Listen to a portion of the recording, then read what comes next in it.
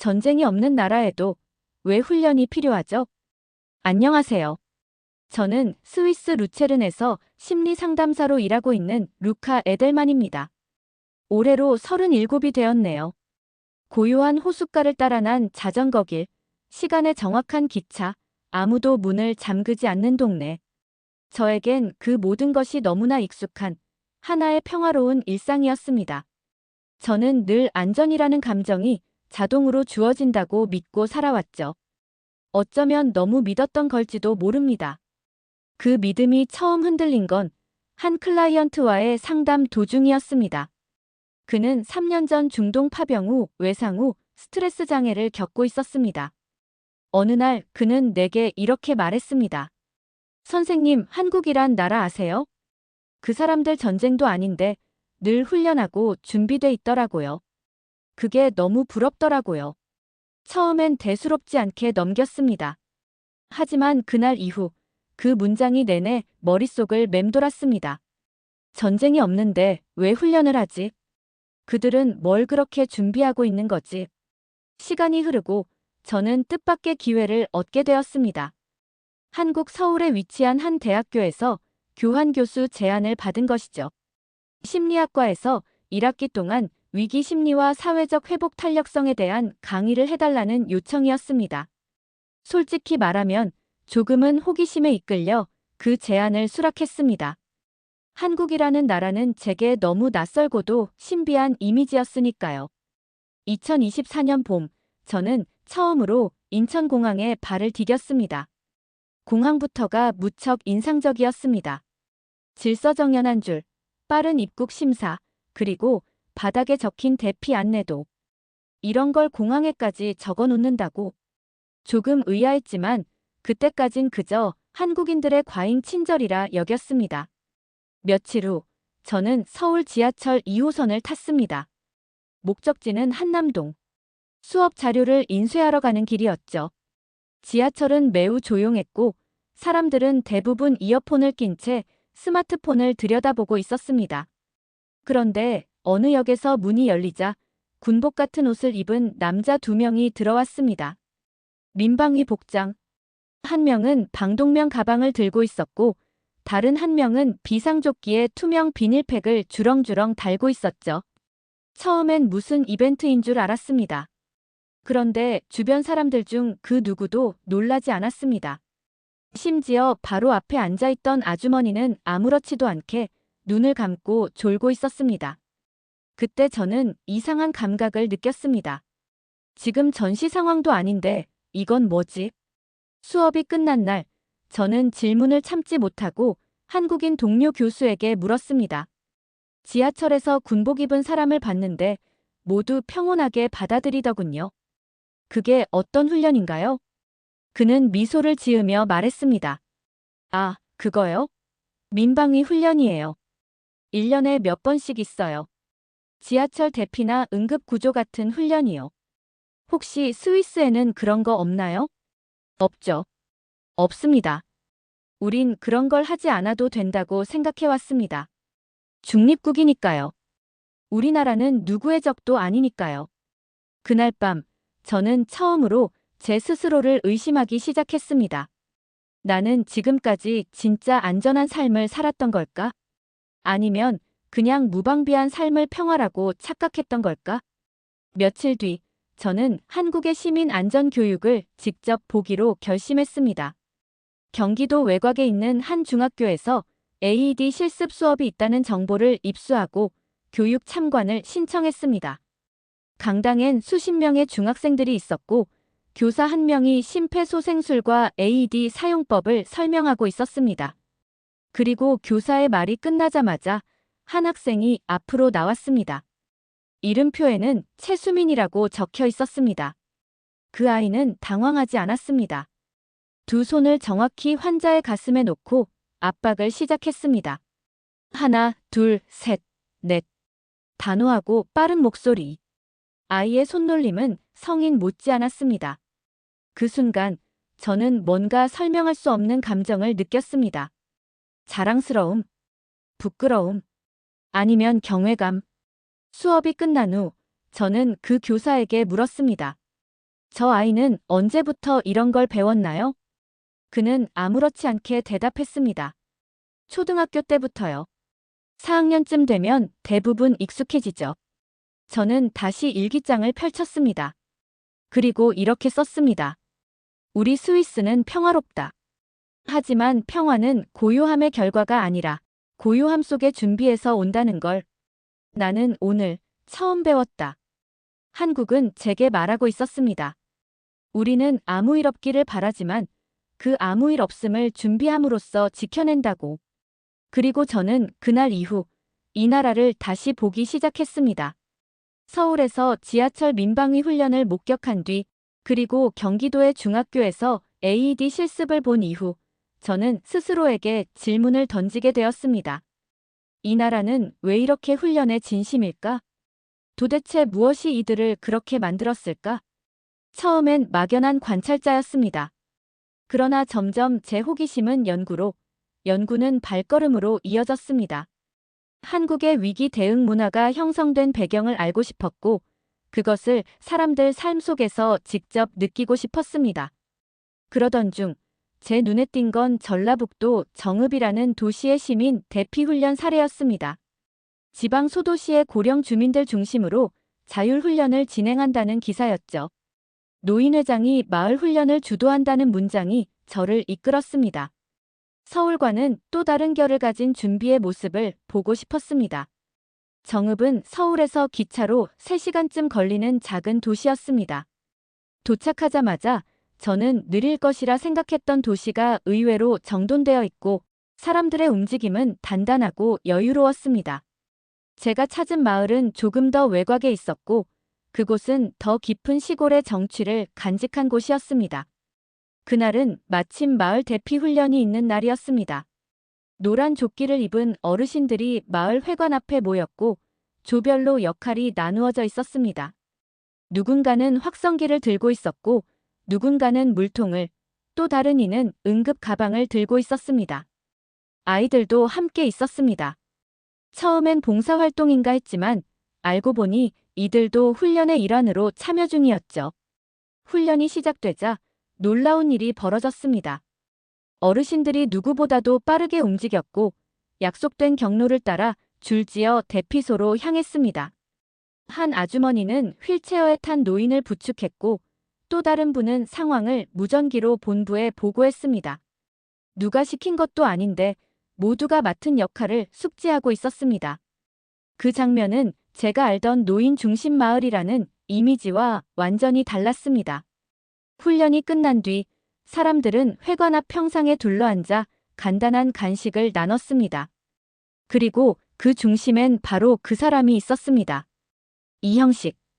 이 마을 훈련의 설계자이자 모든 사람들의 신뢰를 받는 은퇴 군인이었습니다. 그는 조용히 아이들에게 음료수를 건네며 말했습니다. 이건 생존이 아니라 예의야. 우린 우리가 우리를 지켜야 나라가 있는 거다. 그 순간 저는 그에게 꼭 인터뷰를 요청하고 싶어졌습니다. 이 사람이 어떤 기억을 가지고 있고 왜 이렇게까지 훈련이라는 일에 인생을 걸고 있는지 알고 싶었습니다. 그는 망설임 없이 고개를 끄덕였고 우리는 마을 회관 뒤쪽 그늘 아래에 마주 앉았습니다. 실례가 안 된다면 왜 이렇게 자주 훈련을 하시나요? 지금은 평화잖아요. 대부분의 나라에선 이런 걸 하지 않죠. 그는 제 말을 듣고는 천천히 웃음을 지었습니다. 그러곤 낡은 수첩 하나를 꺼내 펼쳤습니다. 수첩 안에는 빼곡하게 적힌 글씨와 도면, 연필로 그린 화살표가 눈에 띄었습니다. 여긴 김시댁. 할머니 혼자 살아. 여긴 송정이네. 초등학생 하나 있어서 대피 느려. 여기 비탈길은 미끄러워서 우회 경로 필요해. 저는 할 말을 잃었습니다. 그건 단순한 훈련 계획이 아니었습니다. 그건 살아있는 기억이었습니다. 그는 수첩을 덮으며 조용히 말했습니다. 난 한국 전쟁 때 2살이었어. 기억은 없지만 늘 들었지. 아버진 논에 나갔다가 돌아오지 못했고 어머니는 우리 셋을 업고 도망쳤다더군. 도망치다가 동생을 놓쳤고 다시는 못 찾았대. 그의 눈빛은 담담했지만 눈동자 깊은 곳엔 아주 오래된 슬픔이 잠들어 있었습니다. 난 군인이었고 그 기억이 나를 지탱했지. 하지만 이제는 내가 아니라 이 마을을 지켜야 할 때야. 국가가 무너질 수도 있어. 하지만 마을이 살아있으면 사람은 다시 일어설 수 있어. 그는 제게 이렇게 말했습니다. 루카 선생, 스위스는 평화롭겠지. 하지만 평화는 가만히 있는다고 유지되지 않아. 우린 훈련을 통해 기억을 붙잡는 거야. 절대 다시 그런 날이 오지 않게. 그 말에 저는 할 말을 잃었습니다. 지금껏 저는 전쟁이 없는 삶을 행운이라 여겼습니다. 하지만 그건 행운이 아니라 누군가의 노력 위에 있는 유지된 상태일 뿐이었습니다. 서울로 돌아오는 기차 안, 저는 창밖을 오래도록 바라보았습니다. 눈앞을 스쳐가는 들판, 시골 마을, 공장, 주택. 모두가 조용해 보였지만 그 속엔 수많은 기억과 준비가 흐르고 있었습니다. 그날 일기엔 이렇게 적었습니다. 이형식 씨는 전쟁을 겪은 마지막 세대일지도 모른다. 그러나 그가 남기는 방식은 단순한 이야기 전승이 아니다. 그것은 반복되고 반복되는 훈련이라는 이름의 책임이다. 나는 이제 기억의 가치가 무엇인지 조금은 알 것 같다. 정읍에서 돌아온 저는 내 연구가 어느새 한 사회의 철학을 추적하는 여정이 되어가고 있음을 느꼈습니다. 단순히 위기 대응 체계가 잘 갖춰졌다는 기술적 평가를 넘어 이곳 사람들의 몸속에 어떻게 훈련된 태도가 스며 있는지를 이해하고 싶어졌습니다. 그래서 이번엔 서울시청 위기대응정책국을 찾았습니다. 인터뷰 대상은 윤다은이라는 공무원이었습니다. 인터뷰가 잡힌 날, 그녀는 이미 세 번째 회의에서 막 빠져나온 얼굴이었습니다. 피곤해 보였지만 말투와 태도는 군더더기 없이 정돈돼 있었습니다. 루카 씨 맞으시죠? 기다리게 해서 죄송해요. 저희는 늘 예상치 못한 일정들이 튀어나오거든요. 저는 수첩을 꺼내며 조심스레 질문을 던졌습니다. 시민훈련이 이 정도로 일상적인 나라는 많지 않습니다. 왜 이렇게까지 해야 한다고 생각하시나요? 그녀는 이 질문을 기다렸다는 듯 웃었습니다. 이 나라는 누구에게 준비하라는 말을 하지 않아요. 대신 준비가 몸에 배게 만들죠. 그게 제 일이에요. 그 대답이 너무 간결해서 오히려 복잡한 감정을 불러일으켰습니다. 그래서 저는 다시 물었습니다. 혹시 당신이 만드는 이 시스템이 정말로 필요하다고 느낀 순간이 있었나요? 단순한 행정 업무가 아니라 생명을 구할 수 있다는 걸 느낀 적이 있나요? 그녀는 잠시 말을 멈추고 입을 열었습니다. 2019년 여름이었어요. 그해 서울엔 폭우가 쏟아졌고 강남역 지하 상가가 물에 잠겼죠. 당시 지하에 제 아버지가 계셨어요. 제가 만든 훈련에 참여했던 시민 한 분이 즉시 대피 안내를 시작했고 그 덕분에 거기 있던 사람 전원이 살아났어요. 그때 확신했죠. 아, 내가 만든 시스템이 생명을 구할 수 있는 거구나. 그녀는 손가락으로 책상 한 구석을 톡톡 두드리며 덧붙였습니다. 그 시민, 이름도 몰라요. 그냥 2년 전에 자원에서 훈련받았던 사람이었대요. 그런 사람이 어딘가에 있다는 게 이 나라의 힘이에요. 저는 충격에 가까운 감동을 느꼈습니다. 하지만 그날 저녁 뜻밖의 일이 일어났습니다. 그녀와의 인터뷰를 마치고 식사를 하러 들어간 식당에서 저는 처음으로 불쾌함이라는 감정을 느꼈습니다. 홀 직원이 인사를 하지 않고 메뉴판도 던지듯이 주더군요. 주문도 서두르듯 말하고 반찬은 투박하게 탁자에 놓였습니다. 내가 외국인이라서 저러는 건가? 한국인들은 친절하다고 들었는데. 갑작스럽게 쌓인 피로와 함께 저는 식사 도중 거의 젓가락을 내려놓고 말았습니다. 제 머릿속엔 의심이 들기 시작했습니다. 혹시 지금까지 본 한국은 일부분에 불과한 걸까? 모든 게 매뉴얼로만 돌아가는 나라인 건 아닐까? 그런 제 표정을 눈치챘는지 맞은편에 앉아있던 윤다은 씨가 조용히 말했습니다. 무슨 일 있으세요? 저는 머뭇거리며 말했습니다. 그냥 좀 당황스러워서요. 직원들이 너무 무뚝뚝해서. 그녀는 웃으며 고개를 끄덕였습니다. 그럴 수 있어요. 특히 퇴근 시간에 가면 피곤해서 더 그래요. 그런데 조금만 더 지켜보세요. 그 순간 옆 테이블에서 제가 다 먹지도 못한 밥그릇을 보고 한 아주머니가 다가와 물었습니다. 이거 못 드세요? 혹시 불편한 거 있어요? 저는 놀라 얼버무리자 그녀가 말했습니다. 괜찮으시면 근처 치과 소개해 드릴까요?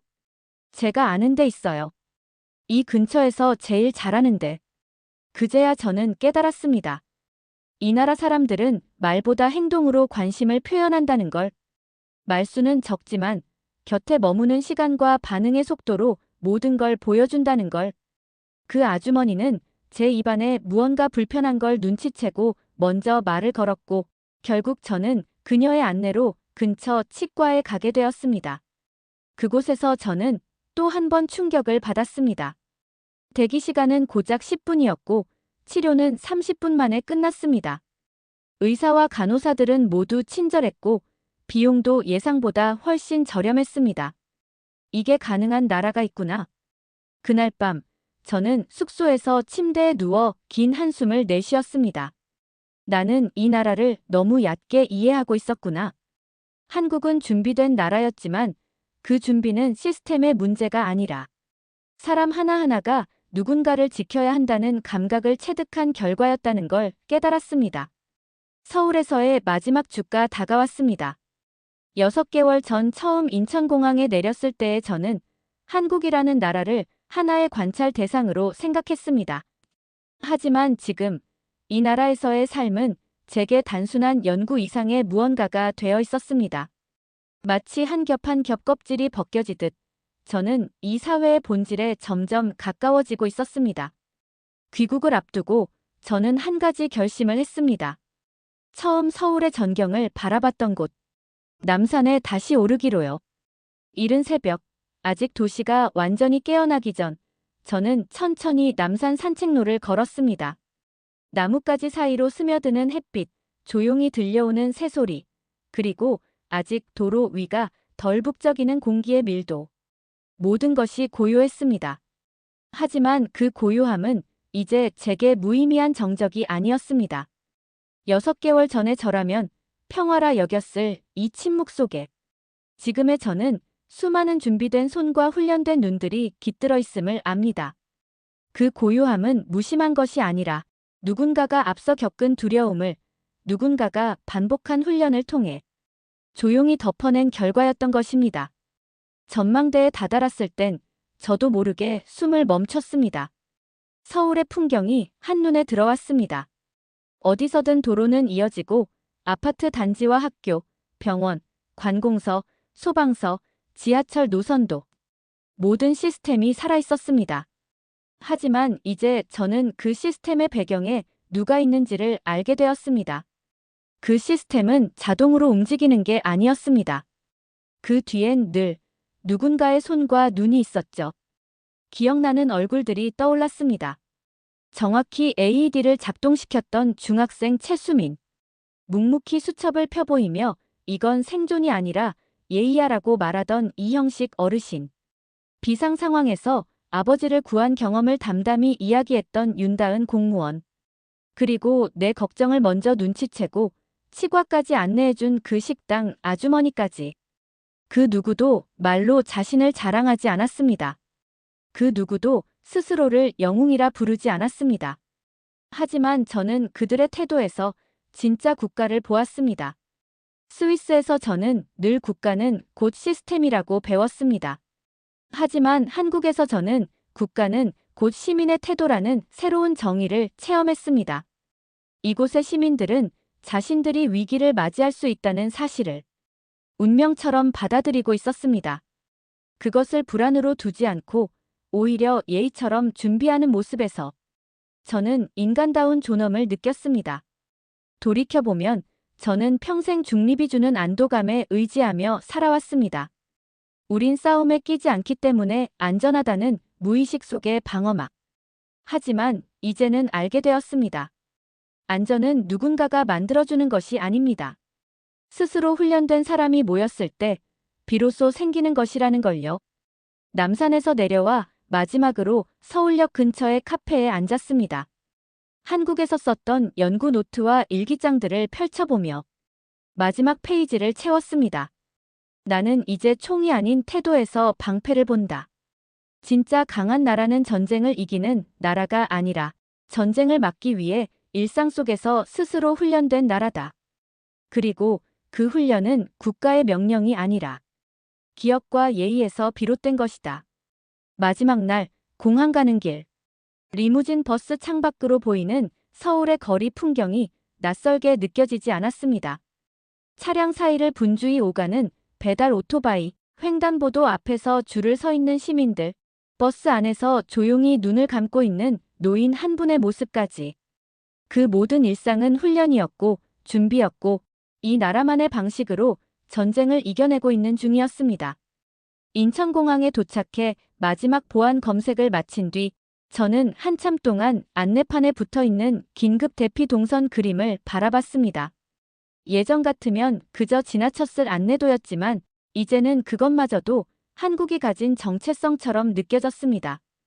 왜 아무 일도 없는데 이렇게까지 준비할까? 라고 질문하던 저였지만 이제는 그 답을 알고 있었습니다. 왜냐고요?